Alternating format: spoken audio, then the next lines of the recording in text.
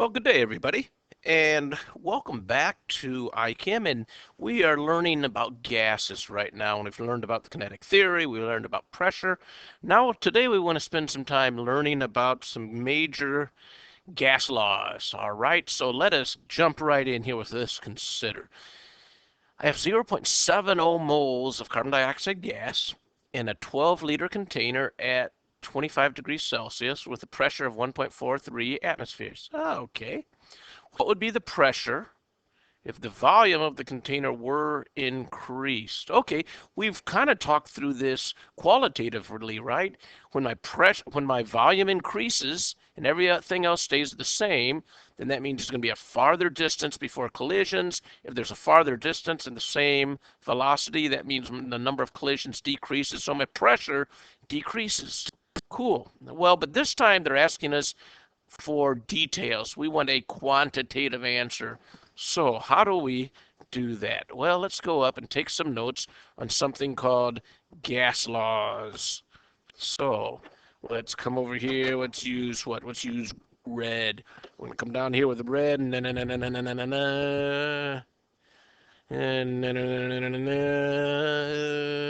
Wow, we have to go below the blue. And ooh, there it is. Woo, and we get to gas laws. Okay, so we're going to put gas laws into our concept map. And the first gas law we are talking about is what? We said it is pressure and volume, right? We have a pressure at one condition and a volume at one condition. And then we want to know what the pressure will be at the second condition when my volume changes. And so this law is P1 V1 equals P2 V2, and we call this Boyles law. Boyles law, and the volumes can be any volume as long as the volumes must be the same on both sides, and the pressures must be the same units on both sides. Other than that, I can go milliliters kilopascals to milliliters kilopascals, or liters atmospheres to liters atmospheres. It doesn't matter as long as they're the same on both sides. P1 V1 equals P2 V2. All right, let's go over here and give this a shot. P1. So we need to change color so you can see this. P1 V1 equals P2 V2. Okay, so I read this. This is my first condition, right?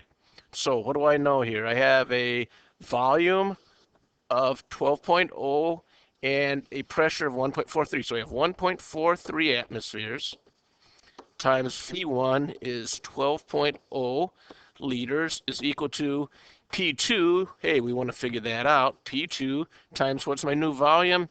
18 liters. Okay, so that means my P2 is equal to 1.43 atmospheres times 12.0 liters divided by 18.0 liters. Cool. So let's run the numbers. Here we go.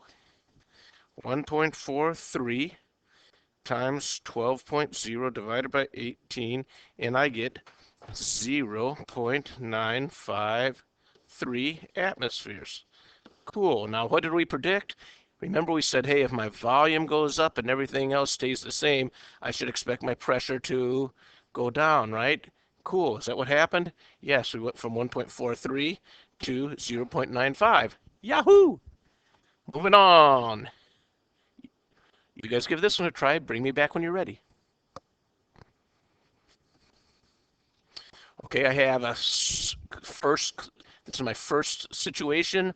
I have a P1 V1 is going to equal P2 V2. What's my P1? P1 is 1410 millimeters of mercury. What's my V1? V1 is 7.5 liters. 7.5 liters. What's my P2? We're trying to find P2.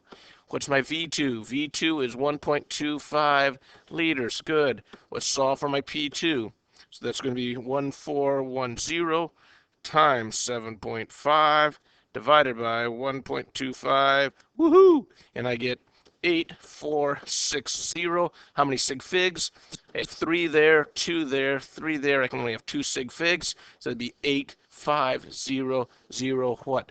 Millimeters of mercury. Good. Let's check to see if this makes sense. What happened to my volume?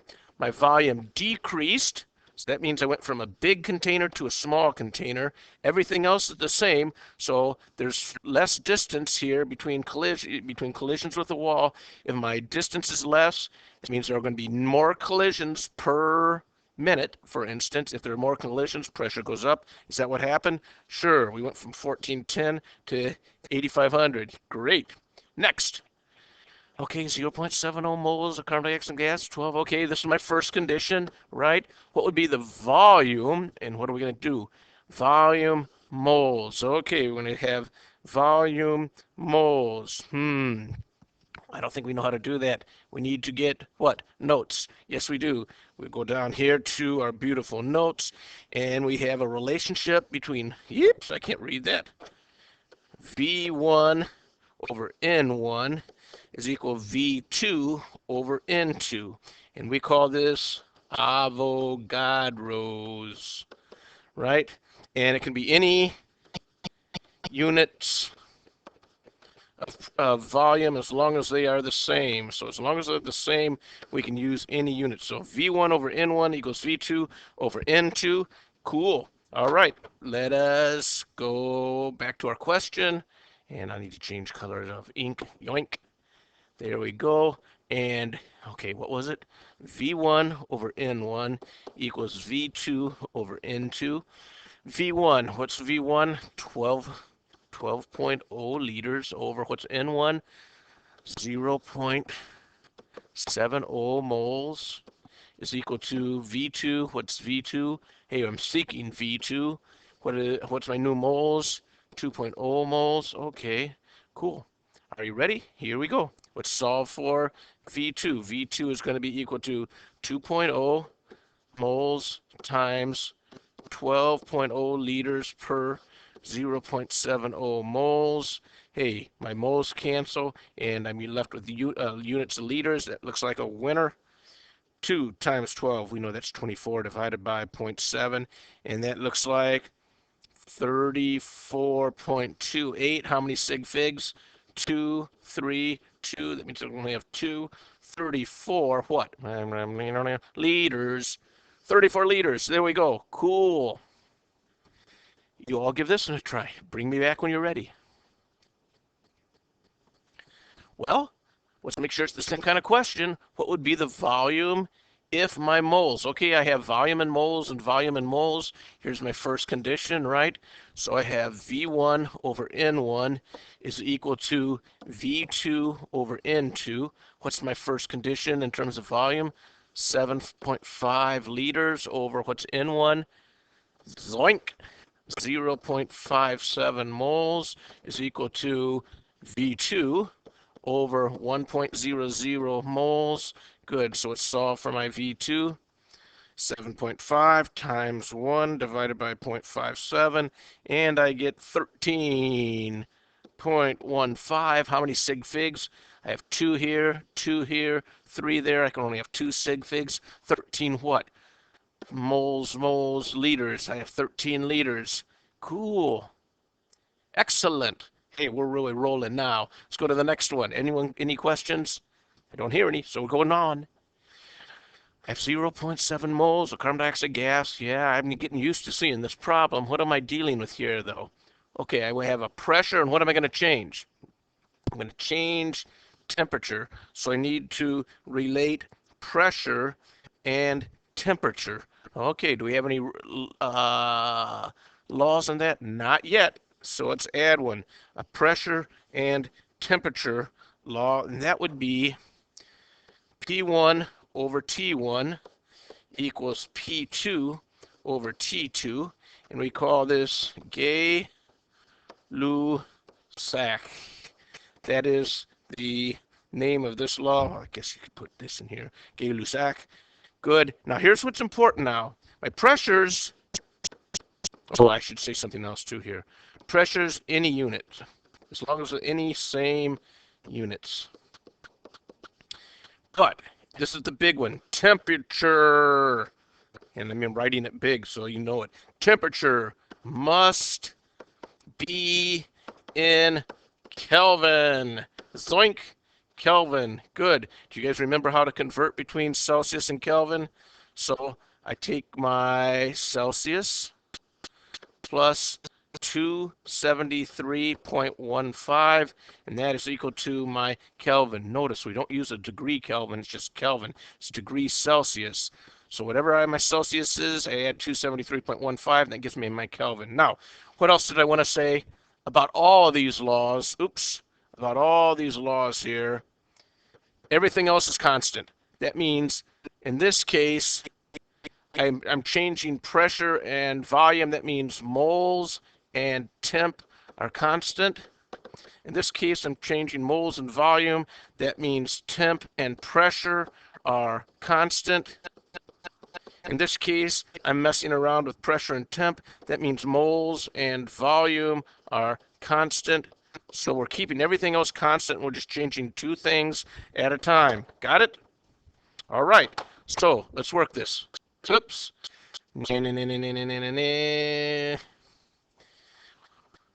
So what do we have? P1. Yipes! I can't write in red. We're writing this other color. P1 over what? T1 equals P2 over T2. And how are we going to do this? Well, what's my P1? P1, there we go. 1.43 atmospheres over T1. What's T1? 25. Hey, but that's C. That means I have to do what? 25 plus 273.15. That'll make it K is equal to P2 over 0 plus 273.15 K. Good. Put those in parentheses. And now let's work this out. P2 is equal to what?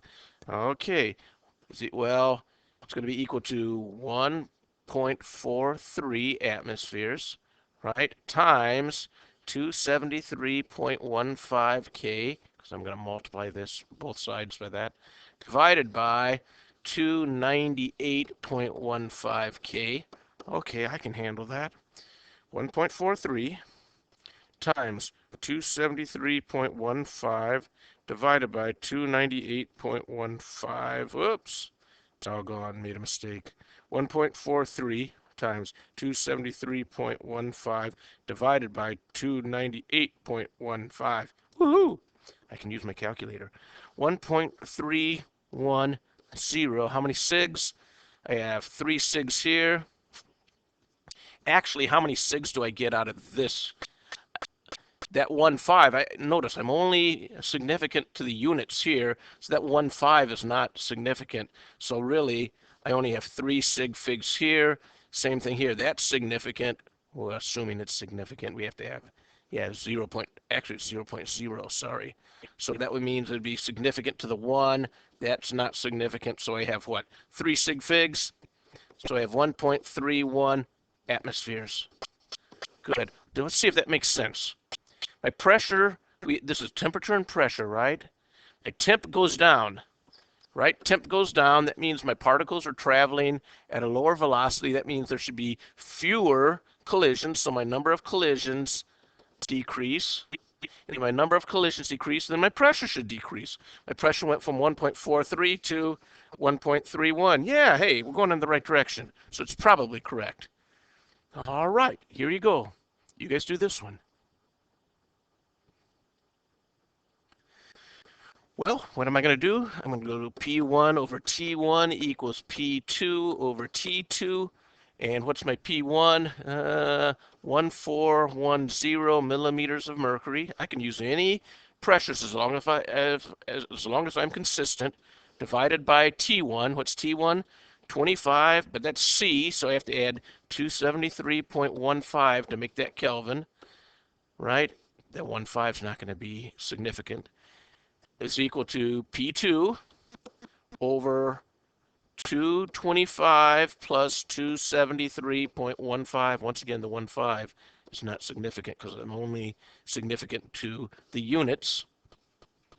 So this is equal to 1410 millimeters of mercury times, okay, that's 200, 400, 498.15, right?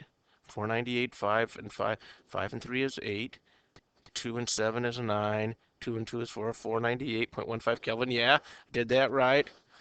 298.15 Kelvin.